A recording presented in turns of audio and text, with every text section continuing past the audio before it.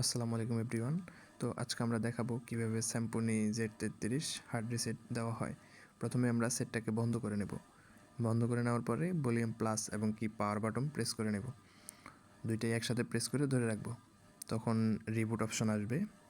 তো reboot option আসার পরে আমরা ওইখান থেকে ওয়াইপ ডাটা ফ্যাক্টরি রিসেট দেব। ওয়াইপ ডাটা ফ্যাক্টরি রিসেট দেওয়ার পরে সেটটা আবার রিবুট অপশন আসবে। আসার পরে আমরা এখান থেকে রিবুট সিস্টেম নাও দিয়ে দিব। তারপরে কিছুক্ষণ অপেক্ষা করতে হবে। কিছুক্ষণ অপেক্ষা করার পরে সেটা প্রসেসিং হবে এবং কি আপনি ওইটা ম্যানুয়ালি সেট করে নেবেন। আশা করি সবাই বুঝতে পারছেন। সবাই ভালো থাকবেন। ধন্যবাদ।